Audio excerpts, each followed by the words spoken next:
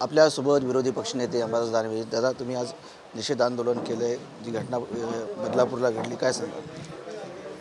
पंतप्रधान येणार होते आज संभाजीनगरात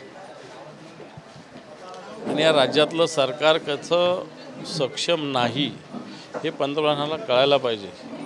कारण या राज्यात दररोज माता भगिनीवर अत्याचार होत आहेत, अन्याय होत आहेत, बलात्काराच्या घटना घडतात, छेडछाडीच्या घटना घडत आहेत आणि या सगळ्या ह्याच्यामध्ये राज्याचं सरकार झोपलेलं आहे. अशा प्रकारची स्थिती आहे. राज्य सरकार मोठ्या मोठ्या घोषणा आणि सरकारी खर्चानं मोठे मोठे कार्यक्रम करण्यात दंग आहे. लाडकी बहिणीकडे म्हटलं जातं, परंतु या राज्यातल्या बहिणी सुरक्षित नाही आहे, माता भगिनी सुरक्षित नाही आहे.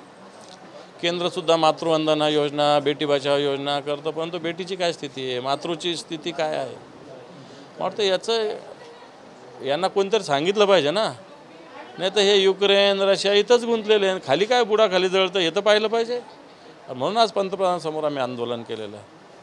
पीडित कुटुंबाला न्याय भेटावा यासाठी तुम्ही काही मागणी करणार आहात का सरकारकडे? मिळेल ते. आम्ही बदलापूरला जाऊन आलेलो आहोत सगळे. मला वाटतं अजून त्या विषयात अजून स्थिर स्थावर या कुटुंबियाला दिल्याशिवाय, कारण अजूनही ते कुटुंबीय तसं स्थिर स्थावर झालेलं नाही, ते एका धक्क्यामध्ये अजूनही आहे.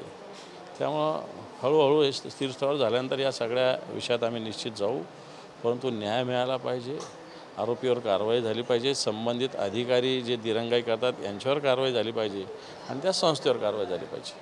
पोलिसांनी जी दिरंगाई केली 12 तास गुन्हा दाखल करण्यासंदर्भात, त्याविषयी काय सांगणार? त्याचं स्वतंत्र चौकशी केली पाहिजे?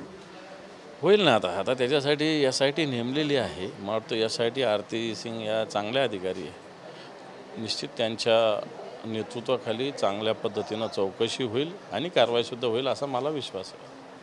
त्याचे होते अंबादास दानवे, विरोधी पक्षनेते. कॅमेरामॅन अमित ताडेसह संजय सरोदे, TV9 मराठी, छत्रपती संभाजीनगर.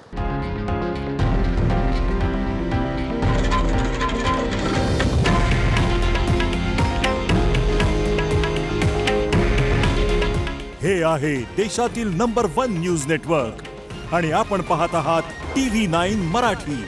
काळजी तुमची, हित महाराष्ट्राचं.